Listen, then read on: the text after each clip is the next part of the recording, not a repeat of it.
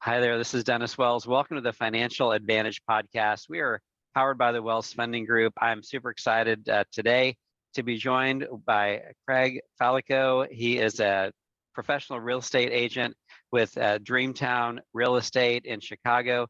Craig, thank you so much for joining me on the show today. Thanks for having me, Dennis. Hey, I love it. I love it. So tell us a little bit about how you got started in the business. Okay, so I graduated in 1981 from Marquette University with a degree in teaching and a minor in the ability to teach the humanities. Well, in 1981, they weren't teaching the humanities that much anymore. They started dropping them. Also, schools were closing everywhere. We had all kinds of schools before that we don't have anymore. So I applied to more than 30 schools, and the first school to accept me was Marist High School on the south side of the city. It was an all-boys school. This is back in 1981. And I was the head sophomore football coach, the assistant varsity wrestling coach, taught 4 levels of Spanish. That was my degree. And I was the M Club sponsor, which was like the varsity club sponsor and the Spanish club sponsor. And I made a whopping $9,200 doing all of that. So that was not going to cut it for my soon-to-be bride and, of course, probably a family that would be having children coming. So my dad had a real estate company, Fallico Real Estate. And I said, Dad, I need to sell real estate in order to financially allow me to continue to be a teacher.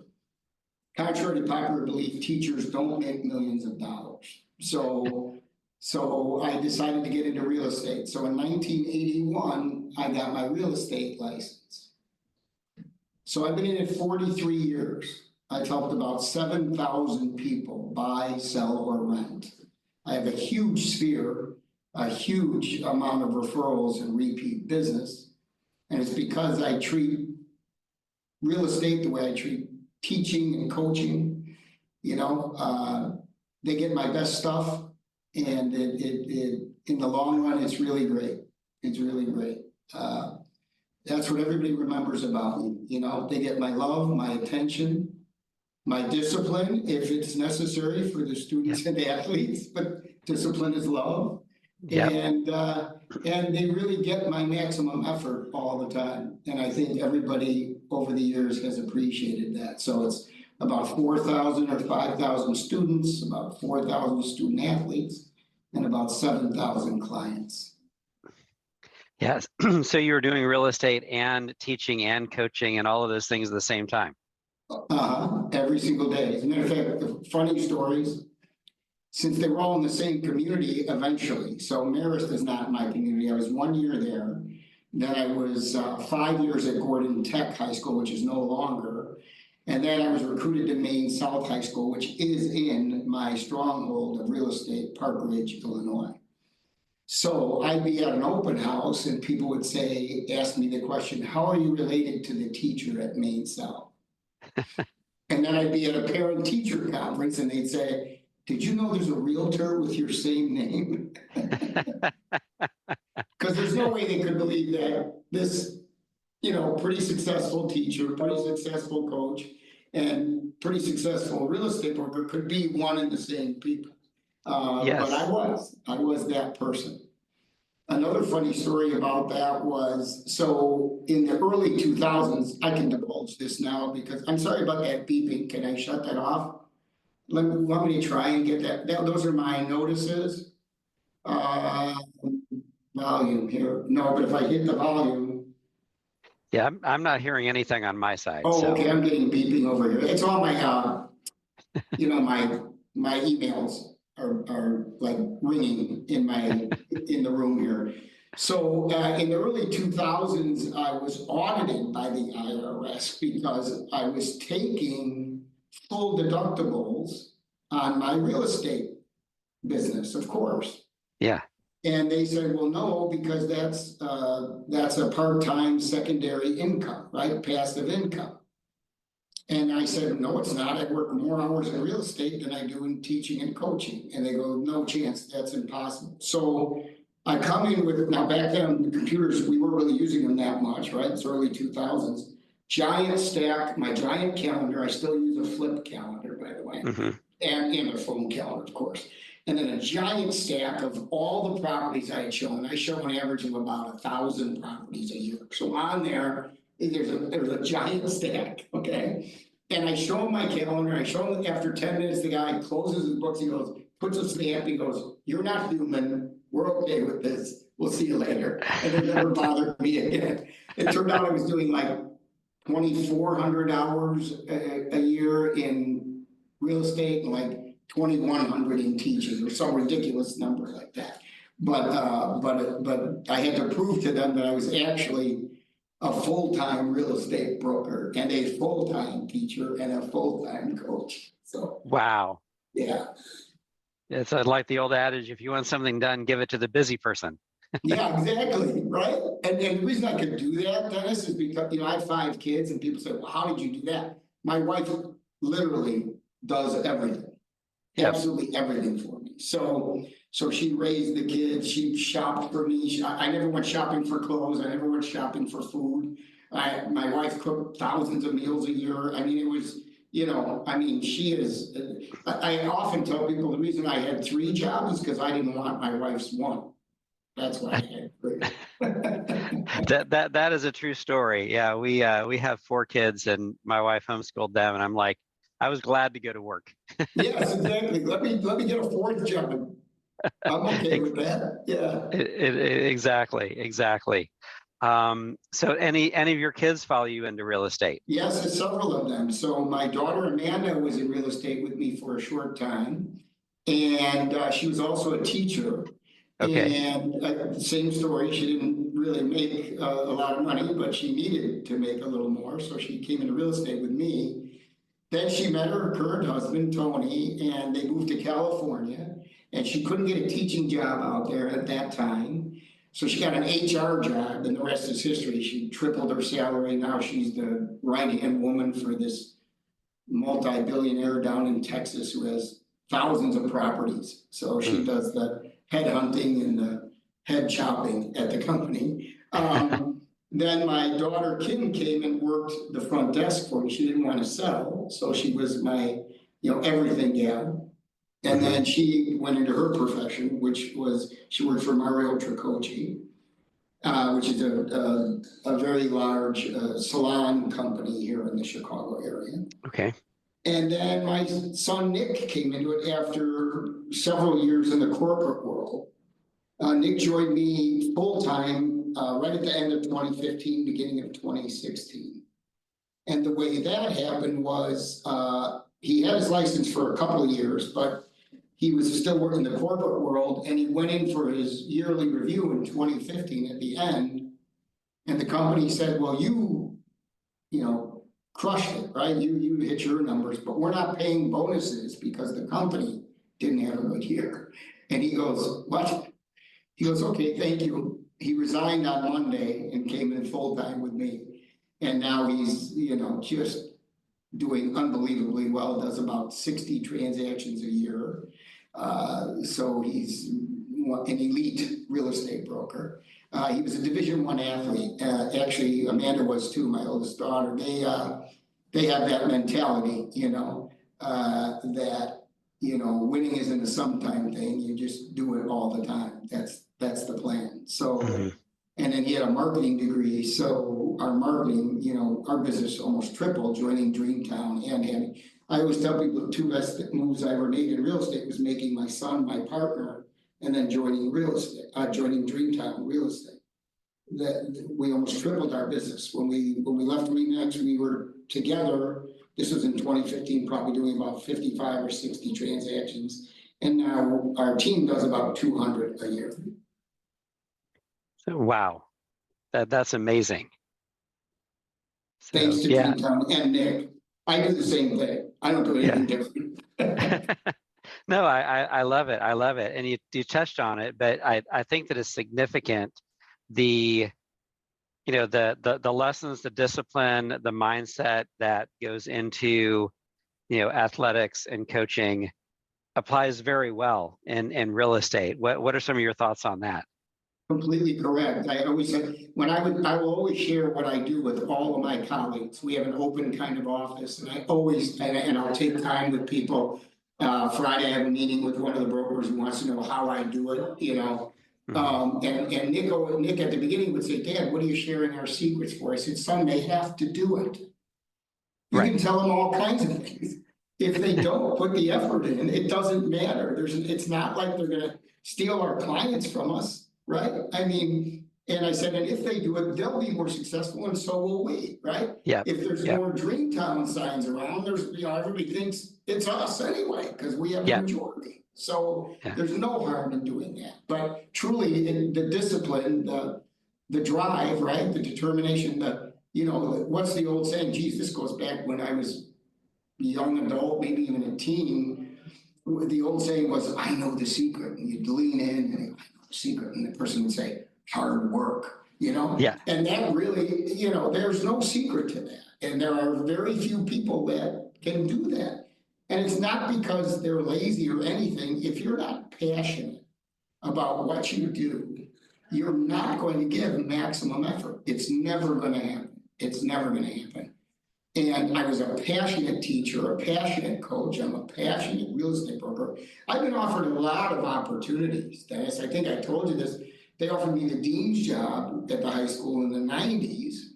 And before they could finish the question, I said, absolutely not, and they go, "What do you mean you could, more than double your salary?" I said, "Wait a minute, you think I got into teaching for the money?" I said, Right. "You're kidding me, right?"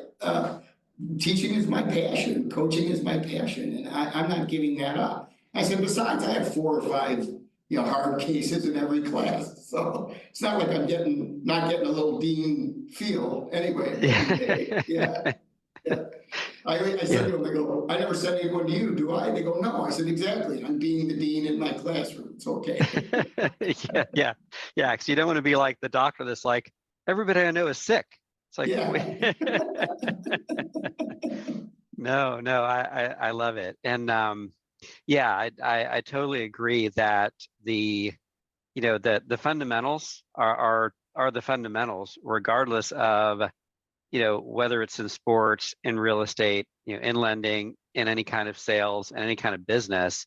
And, like I said, if people want to know what you're doing and they're willing to put in the work, it makes the world a better place. If they're not willing to put in the work, you haven't lost anything by sharing your secrets with them. That's correct. You never. That's right. It's a win-win. There's no way you can lose by helping others. It never could happen. You never lose by helping others. Never. One of the teaching sayings that is a foundation for us teachers. I retired in 2017 from teaching, but one of the foundations is kids don't care how much you know, they know how much you care. Yep. And I think clients are exactly like that. I mean, they want you to know something, obviously, and we're experts just by doing over all these decades and all of these transactions. But if they don't trust that you care about them, if they don't think you're putting them first, they're not going to work with you. It's never going to happen. They'll meet you and they'll discern that immediately. The oldest saying in real estate is a person can always smell your commission-hungry breath. And so they know right away if you're a fraud, right away. So, but if you're caring and you're really passionate, they'll trust you. They'll put, when this new law came out with the buyer broker and you got to get all the, all these. I had 0 issues getting all of my clients to sign them. 0. Yep. I just said, and they didn't even read them. I'd send them in a DocuSign. They'd be signed 10 seconds later. So they already trust me. They already know I'm going to do a great job for them. And of course, they want me to get paid. I mean, ask anyone you work with.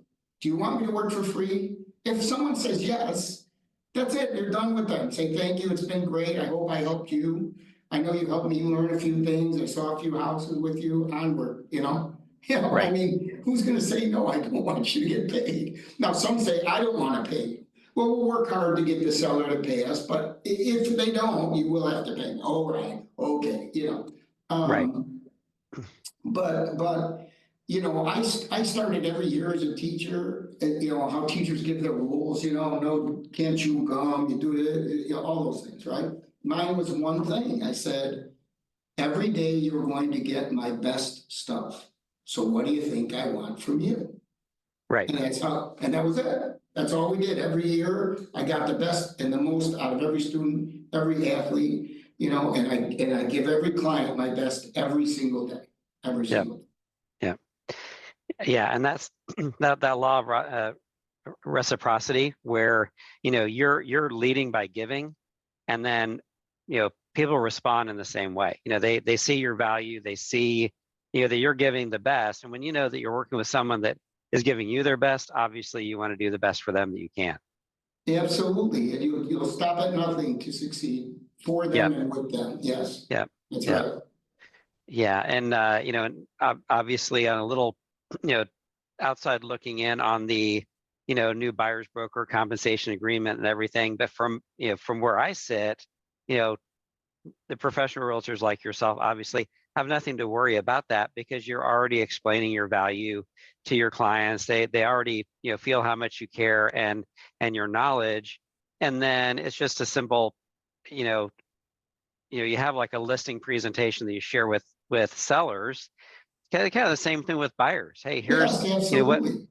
yeah, what are you looking for? What, you know, what are your needs? And, you know, based on what you're telling me, sounds like, you know, you would be a great fit for our first time home buyer package, our move up package, or whatever. Right. And, you know, and there's, you know, a minimum of 5 ways, probably an infinite number of ways that, you know, the buyers can pay. You get the agency, you know, get the agent paid.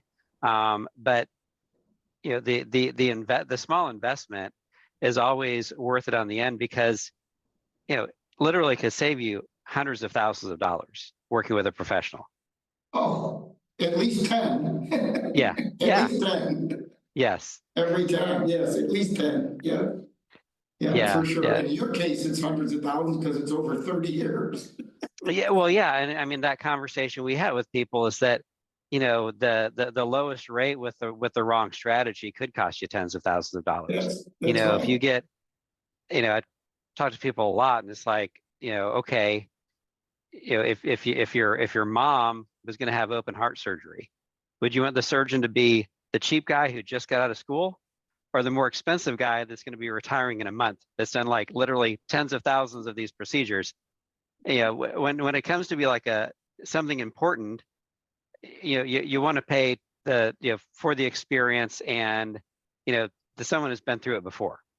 Yeah, that's what I used to tell people. I say, you know, like imagine you're on a plane and the pilot gets on and goes, "Hey, this is my very first flight, but I got A's in the simulator. I was the highest, I was the best student.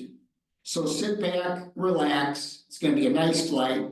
And thanks for being my first uh, customers on, you know, my first passengers." You see people run for that door so fast. Yeah. Yeah. Exactly. Um, so what is your perspective of real estate? Where do you see the real estate market going in the next 3 to 5 years? Well, I think it's, you know, the charts, right, of sales. So in our Mhm. MLS area, if you look at the chart, it goes like, here's 21, where if you couldn't sell real estate in 21, get out, because you'll never be able to sell real estate. All right. So here was the amount of sales in 21, and here we are today. Okay. And that's not because there aren't buyers. That's because there's nothing to sell. Mhm. And then you complicate that with the veterans or the really good agents have the lion's share of all those transactions. So Mhm. you're talking about people that have worked this entire year and have one sale, no sales, or anything. Mhm. And it's not because they're not talented, and it's not because they, you know, I think it's the hardest time to start in real estate that I've seen since 1981, and that was 18 and 20% interest rates, or 07, 8, 9, 10. is the last 2 years for new realtors because there's nothing to sell. You have to convince people to use you. You won't get a lot of listings when you're brand new because people tend to go with more name recognition, people they know are experienced in selling their home. So you're going to get almost all buyers. And you can't find them. And if you do, they compete, and 8 times out of 10 they lose. So I think it's been very difficult. So all I see is increased supply, better agents because of the new rules and because of this weeding out naturally. If you can't make any money, you're not going to stay in the industry. And I think that it would be a great time to start in real estate in 25 if you were a new agent. Veterans, we're only going to do better. I mean, this is a down year. Like, we're going to surpass last year's volume. It'll be close on transactions, but this will still be in the top 5 of my 43 years, but I think next year will be way better than this year, way better. So, and then I think over 5 years, we'll see a leveling off, right? Where eventually supply and demand kind of meet up one of these days. Yes. Yeah. Yeah. I totally agree. I'm sure you do too, have conversations with people about, well, I'm waiting for housing prices to come down, and you're like, this is just not going to happen. I mean, there's more people that can and should buy than there are houses available.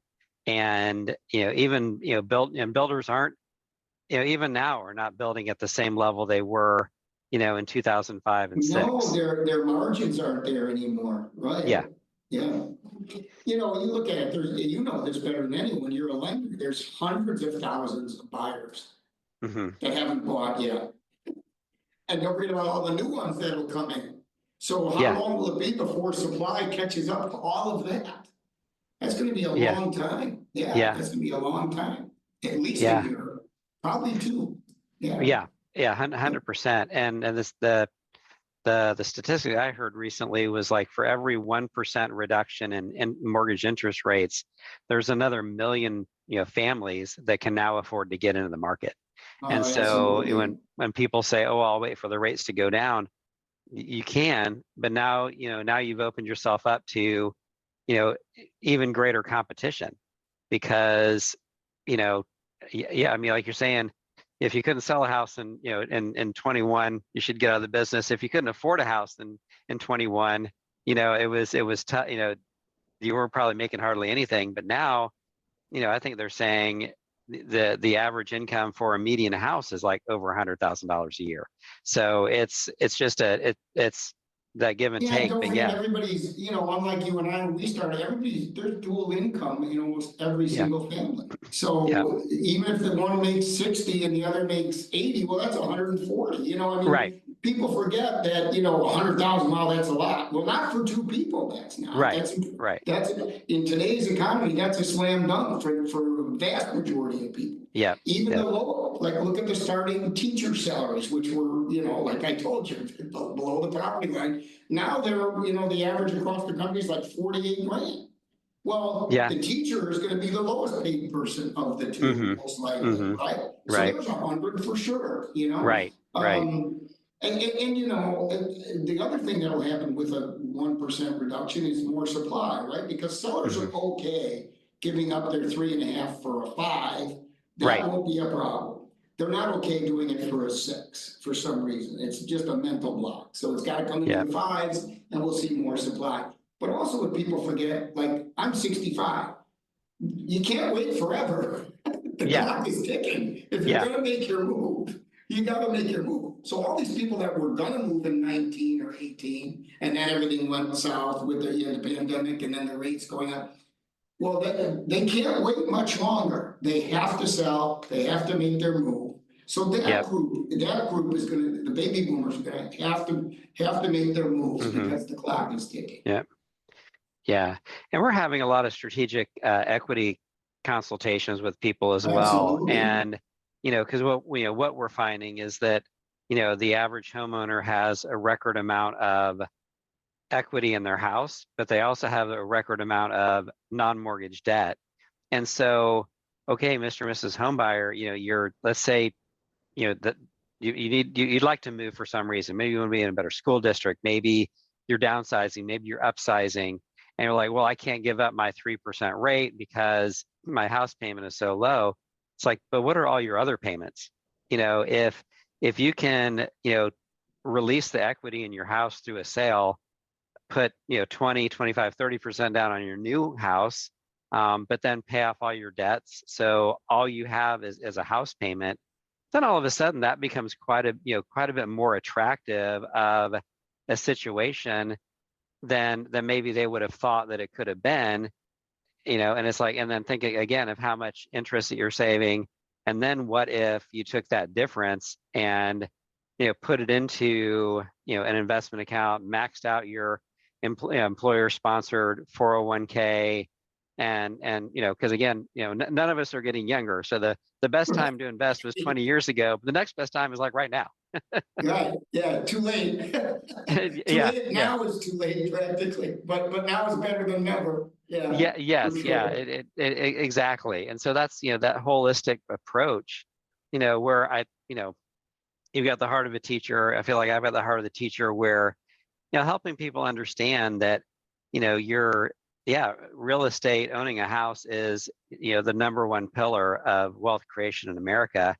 But utilize it in such a way that you can invest in the other pillars as well, and have a diversified financial plan, and get to the point where, I tell people all the time, I'm a debt manager. You have a Right, right, CPA, you have an estate attorney, you have a financial planner that are all helping manage the right. asset side of your life.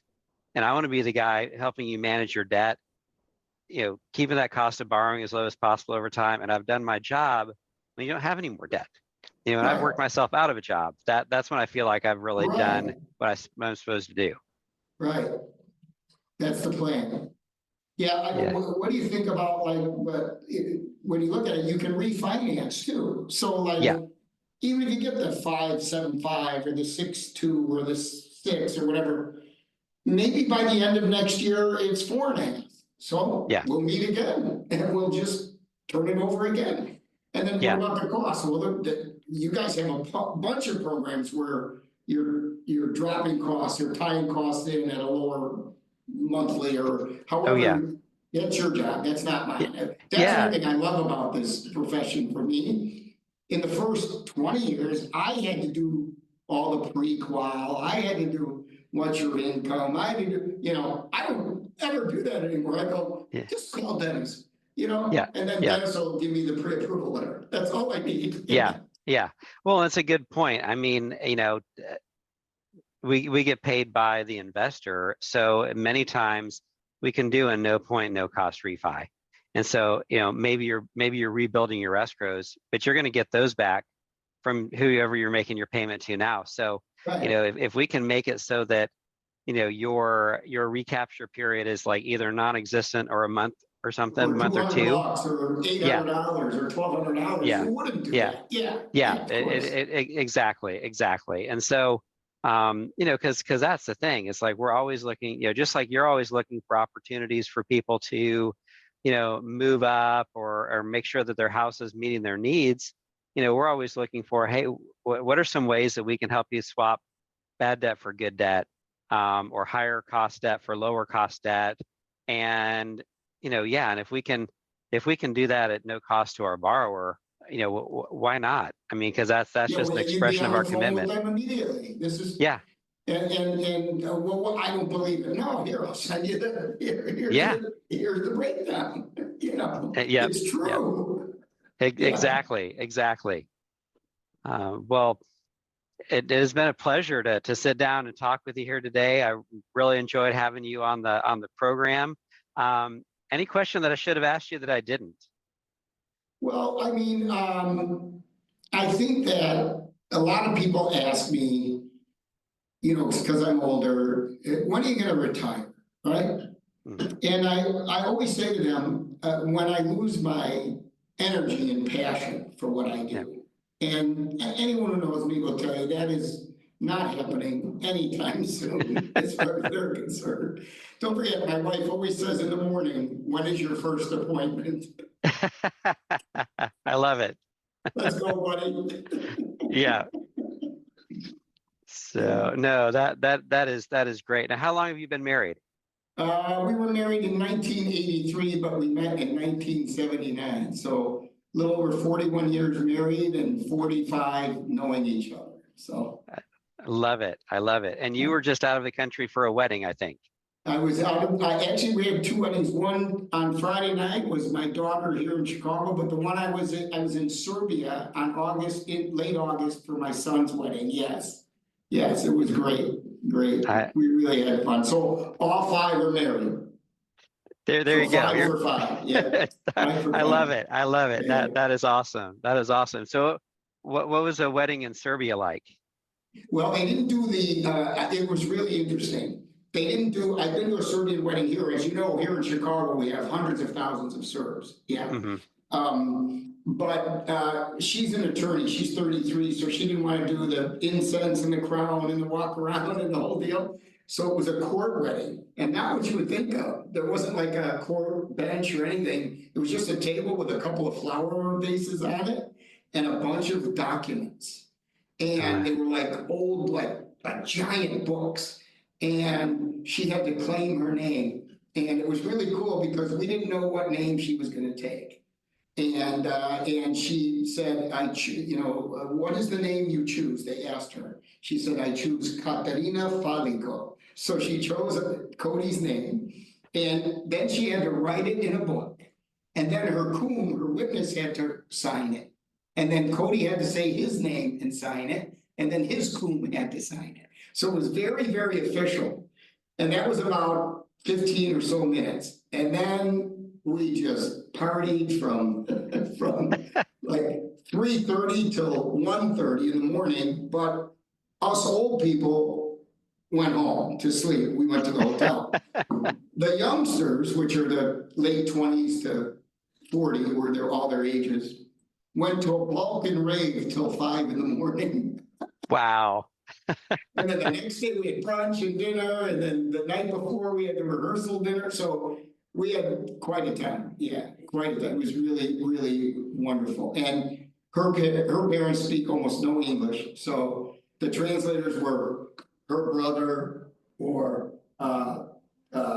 my daughter-in-law's best friend was sitting next door, so we could have conversations with the parents, and that was so much fun. Because we don't know if they were translating properly or not. Neither parent knew. I love it. I love it. That is awesome. Well, Craig, I'm sure there are a lot of people that love to get in touch with you, talk to you about buying or selling or getting into the real estate business.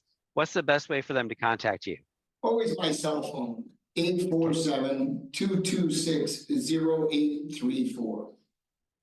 All right. I love it. And I want to thank everyone for listening to the podcast today. We are the Financial Advantage, powered by the Wells Funding Group. Our number is 219-230-8400.